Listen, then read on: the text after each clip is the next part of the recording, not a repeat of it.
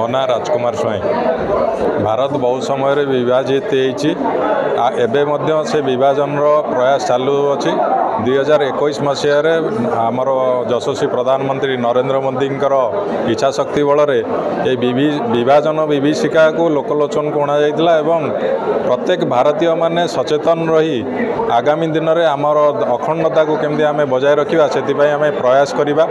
ये जो विभीषिका होता है 1.5 कोटी लोक निर्यातित होते बहुत लोकंर प्राणहानि घटीला एवं भारत इतिहास रे ये एक बर्बरचित अध्याय जोटाक कि आम भारतीय माने भूलिया न भूली ताकू आम संगठित रहिबा एवं अखंड भारतर जो स्वप्न आम देखी ताकू साकार करवा। आमको बहुत समय भ्रमित कर आम इतिहास को बहुत भ्रमित इतिहास आम मान पढ़ा जाइए। तेणु से इतिहास सत्यता को सामना को आने नरेंद्र मोदी ये जो प्रयास रही ये प्रयास एक स्वागत योग्य पदक्षेप एवं भारत रे एकत्रीकरण गोटे माध्यम ये माध्यम नरेंद्र मोदी सारा भारत को जनई एवं आमर जो स्वप्न रही अखंड भारत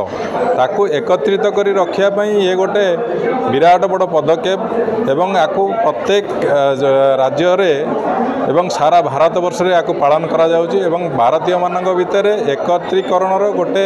वार्ता सृष्टि करुची। आमे एकत्रित होइकी रहिबा एवं आमर भारत को अखंड रखिबा आपको विभाजित करने को दबा नहीं कहीं भारत ऑलरेडी बहुत बार विभाजित हो सारी।